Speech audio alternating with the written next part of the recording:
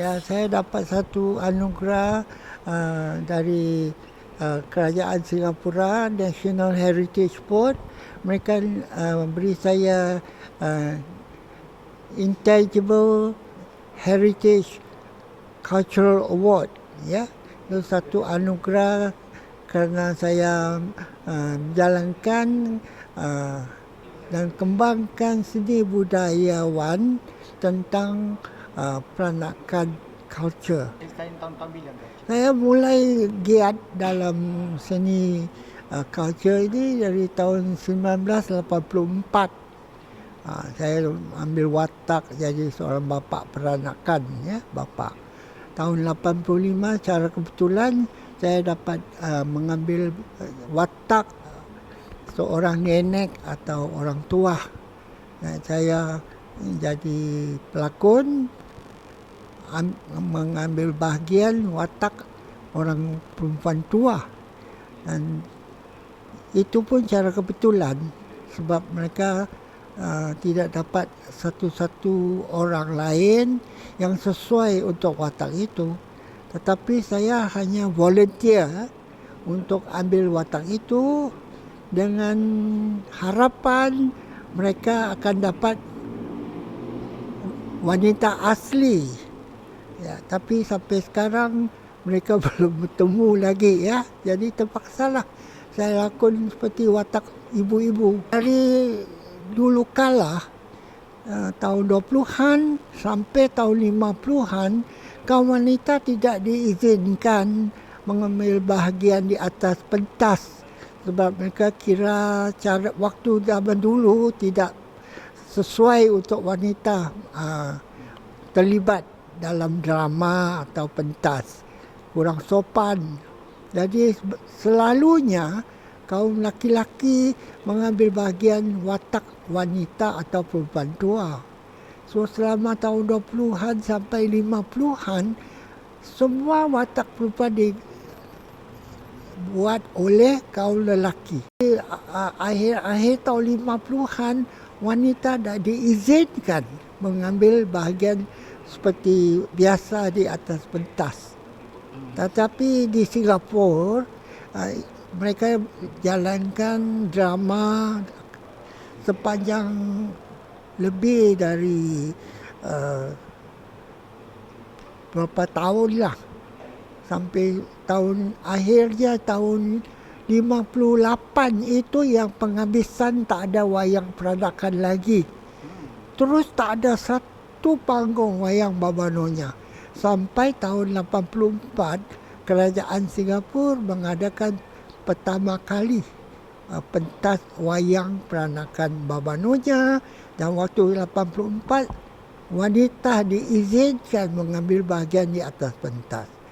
Tapi bila tahun 85 Persatuan Gunung Sayang membuat satu pentas yang pertama kali, walaupun persatuan itu mulai founded in 1910 ya, 1910 ya, sampai tahun 84 belum pernah bikin wayang Babanonya. Tahun 85 pertama kali mereka buat, dan saya menjadi wanita yang pertama. Sebaru waktu zaman 85, mereka curiga kalau penonton tak senang dengan watak wanita dibuat oleh kaum lelaki. Tapi kerana saya menjalankan tugas saya dengan sempurna, sampai saya dapat kelirukan semua penonton yang saya ini asli kaum ibu, mereka lupa yang saya ini kaum lelaki. Di situlah diterima sampai sekarang. Watak orang tua itu memang zaman dahulu sifat-sifat mereka luar biasa. Mereka ada cara mereka sendirian. Satu yang paling penting, mereka ada bahasa Babanonyanya dengan teliti. Logat-logat peranakannya sangat pekat, ya. Yang sekarang saya berani katakan tidak ada orang peranakan yang dapat lafaz bahasa Baba Nyonya seperti orang Baba Nyonya dulu-dulu. Sekarang semua sudah modern, ya. Walaupun masih ada banyak orang peranakan, tetapi mereka sudah banyak berubah, banyak karakteristiknya. Satu-satu bahasa, ya, pakaian, makanan, banyak dah berubah. Jadi soal tentang bahasa, saya berani kata tidak ada yang dapat lafaz atau ngomong seperti orang peranakan asli dulu-dulu. Sekarang mereka ngomong bahasa peranakan campuran Melayu, Hokkien, Inggeris. 3 in 1. Kalau orang dulu-dulu, kebanyakan kaum ibu-ibu, ya, atau orang bahasa Inggeris bilang matriarchs. Itu ibu rumah tangga. Biasanya ketua rumah itu selalu seorang ibu, nenek. Nenek yang kontrol family. Jadi mereka seperti satu dowager of the family. Jadi mereka punya bahasa luar biasa. Ya, mereka punya sifat tentang jalan, duduk, semua luar biasa. Tak seperti sekarang ini. Memang sangat sopan terlaluan. Ya, seperti orang kalau bicara cara dulu-dulu, mereka sering ada satu-satu karakternya yang tidak ada yang lagi gunakan. Seperti dia kata, amboi, amboi, amboi, tengoklah tu, cukup lu berani. Kalau orang sekarang tidak ada yang lafaz seperti itu. Paling mereka bilang, oh my goodness, mereka guna bahasa Inggeris kerana so modern. Jadi banyak kali kalau kita orang peranakan asli yang orang dulu-dulu kalau bicara, banyak orang peranakan modern kurang faham. Ini cerita yang tak sangka-sangka Cipedak Jadi Nangka. Saya mengeluarkan perkataan, segala-gala perkataan, logat, bahasanya tulen zaman dulu-dulu. Tapi banyak orang senang bila dengar, sebab apa?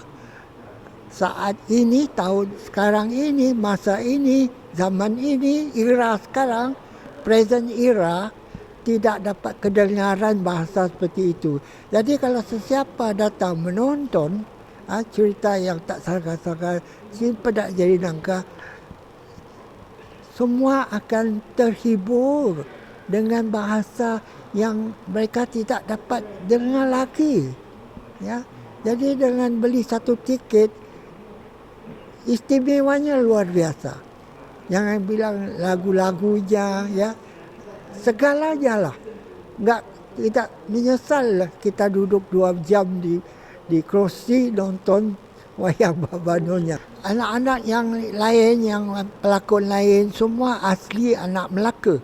Jadi mereka punya background, pendidikan dari kecil memang bahasa peranakan itu ada.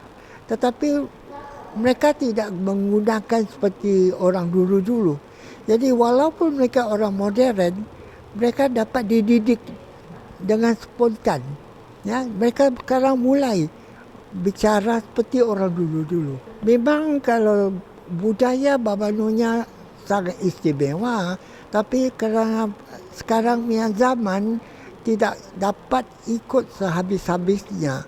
Tetapi kita hidup di zaman sekarang, terpaksa kita terima keadaan sekarang ini. Kita cuba seboleh-boleh mengadakan sifat yang lama, bergaul dengan cara yang baru. Jadi kita tak boleh ikut seperti tahun 20-an. Sekarang kita sudah, dulu mana komputer, ada seperti sekarang, ya. Mereka sudah canggih dalam semua perkara, ya. Jadi kita harus ikut, ya. Kalau kita boleh ketinggalan, tapi yang baik kita tidak lupakan. Kita lanjutkan, kita cuba seboleh-boleh tidak dihapuskan.